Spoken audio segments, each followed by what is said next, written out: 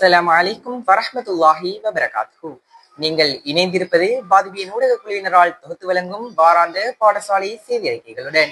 செய்தி ஆசிரியர் ஹனாரம் சான். செய்திகளோடு இணைந்திருக்கும் நான் அரிஃப் நலீம். விரிவான செய்திகளுக்குள் நுழைய முன்பதாக முதலில் இன்றைய நாளுக்கான தலைப்புச் செய்திகள். வலயமட்ட தமிழ் தின போட்டிகளில் எமது பாடசாலை மாணவர்களின் வெற்றி. கோலாகலமாக நடைபெறவுள்ள கணினியறையின் திறப்பு விழா. நடைபெறவுள்ள பாடசாலை மாணவ தலைவர்களுக்கான சேலமர்வு.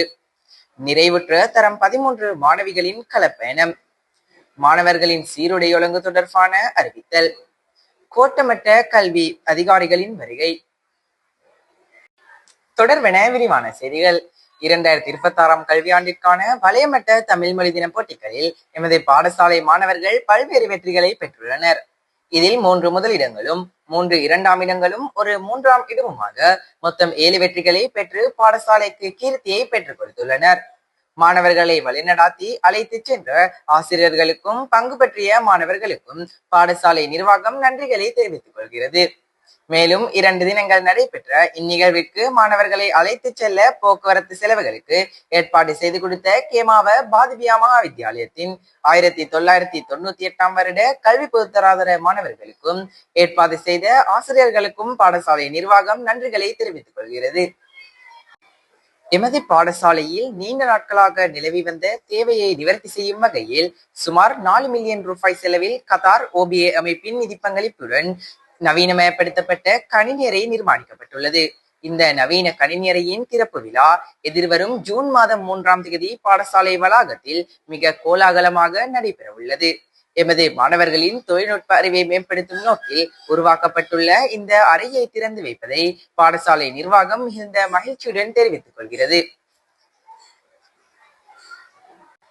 பாடசாலை மாணவ தலைவர்களின் தலைமைத்துவ ஆளுமை மற்றும் திறன்களை மேம்படுத்துவதை நோக்கமாக கொண்டு எதிர்வரும் 25ஆம் தேதி திங்கட்கிழமை ஒருநாள் விசேட சேலமர்வு ஒன்று பாடசாலை வளாகத்தில் மிகச் சிறப்பாக நடைபெற உள்ளது. மாணவ தலைவர்களிடையே பொறுப்புணர்வு, வழிகாட்டுதல் மற்றும் ஆளுமை பண்புகளை வளர்ப்பதற்காகவே இந்த திட்டம் பாடசாலை ஒழுக்காற்றுக்குழு நிர்வாகத்தினால் ஏற்பாடு செய்யப்பட்டுள்ளது. இந்த அரிய வாய்ப்பினை பயன்படுத்தி தங்கள் தலைமைத்துவ திறனை மெருகேற்றிக் கொள்ளுமாறு அனைத்து மாணவ தலைவர்களையும் கட்டாயமாக இதில் கலந்து கொள்ளுமாறும் பயன்பெறுமாறும் பாடசாலை நிர்வாகம் அன்புடன் கேட்டுக்கொள்கிறது. எமது பாடசாலையில் கல்வி பயிலும் தரம் 13 மாணவர்கள் கடந்த செவ்வாய்க்கிழமை சீக்கிரியா நோக்கி ஒரு களச்சுற்றுலாவினை மேற்கொண்டனர். வரலாற்று சிறப்புமிக்க இடங்களை பார்வையிடும் நோக்கில் இக்களப்பயணம் அமைந்திருந்தது. மாணவர்களுடன் இணைந்து இச்சுற்றுலாவில் பங்கு கொண்டு மாணவர்களை வழிநடாத்திய ஆசிரியர்கள் அனைவருக்கும் பாடசாலை நிர்வாகம் நன்றிகளை தெரிவித்துக் கொள்கிறது.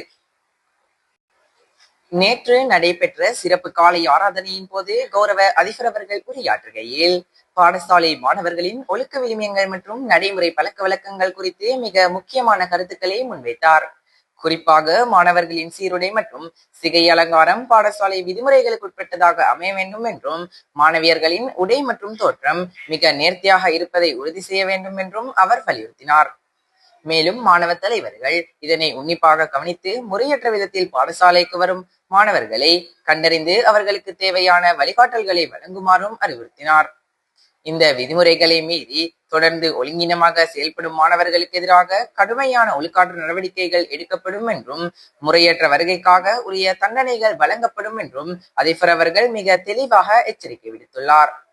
மேலும் பாடசாலையில் மேலதிக வகுப்புகளை நடாத்திவிட்டு செல்லும் ஆசிரியர்கள் பாடசாலையில் இருந்து வெளியே செல்லும் போது பிரதான நுழைவாயிலை மூடிவிட்டு செல்லும் ஒழுங்கினை மேற்கொள்ளுமாறும் பாடசாலை நிர்வாகம் ஆசிரியர்களை கௌரவமாக வேண்டிக் கொள்கிறது. இன்றைய தினம் எமது பாடசாலையின் கல்வி நடவடிக்கைகளை மேற்பார்வை செய்வதற்காக மாவனல்லை கோட்டக்கல்வி பணிமனையிலிருந்து கல்வி அதிகாரிகள் வருகை தந்துள்ளனர். அவர்கள் அனைவரையும் பாடசாலை நிர்வாகம் வரவேற்றுக் கொள்கிறது. அத்துடன் அவர்களின் மேற்பார்வை நடவடிக்கைகளை சிறப்பாக செய்வதற்கு ஆசிரியர்களும் மாணவர்களும் தமது ஒத்துழைப்புகளை பூரணமாக வழங்குமாறும் பாடசாலை நிர்வாகம் வேண்டிக் கொள்கிறது. மேலும் எமது கல்வி நடவடிக்கைகளை இன்னும் சிறப்பாக செய்வதற்காக கல்வி அதிகாரிகளின் ஆலோசனைகளையும் ஒத்துழைப்புகளையும் நாம் வேண்டி நிற்கிறோம். இத்துடன் இவ்வாறு செய்தியறிக்கைகள் யாவும் நிறைவடைகின்றன.